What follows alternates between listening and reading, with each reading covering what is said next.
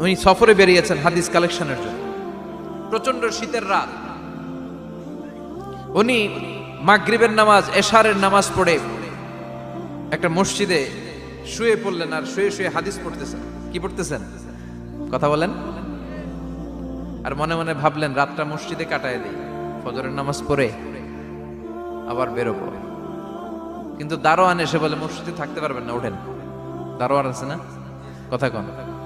আহমদ ইবনে হাম্বল বললেন আমি শুধু রাতটা থাকতে চাই, আমি তো ফজরেরও মুসল্লি, ফজর নামাজ পড়বো তো এই মসজিদে, আমার থাকতে দাও। দারোয়ান তো দেয় না, কেনা মসজিদে থাকার জায়গা না, যান মিয়া।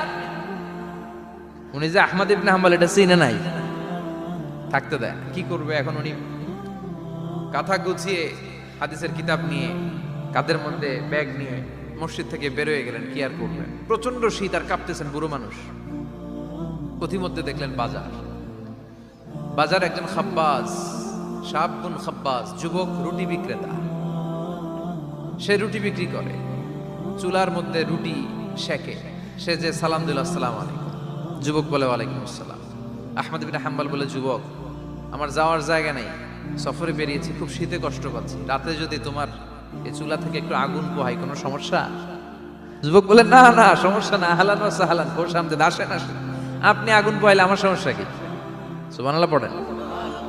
আল্লাহ শুকরিয়া করে উনি বসলেন আর আগুন পোহাচ্ছেন। আর খেয়াল করলেন যুবক রুটি বানায় আর পরে আস্তাগফিরুল্লাহ, রুটির দলা বানায় পরে আস্তাগফিরুল্লাহ, খামির বানায় আর পরে আস্তাগফিরুল্লাহ, রুটি নিয়ে উনুনের ভিতরে চুলার ভিতরে সেকা দেয় আর পরে আস্তাগফিরুল্লাহ।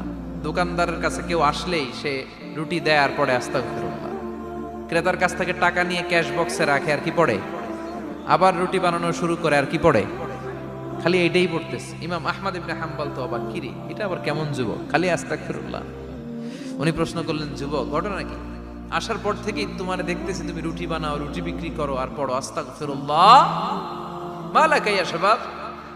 যুবক বলে আস্তাগফিরুল্লাহ আমার সবচেয়ে বেশি পছন্দের আমল, আমি সব সময় আঠার মধ্যে ইস্তেগফারের সাথে লেগে থাকি আর সব সময় পড়তে থাকি আস্তাগফিরুল্লাহ, আর এর বদৌলতে আল্লাহ আমারে মুস্তাজাবুদ দাওয়া বানিয়ে দিয়েছে। আহমদ ইবনে হাম্বল তো অবাক, আনতা মুস্তাজাবুদ দাওয়া,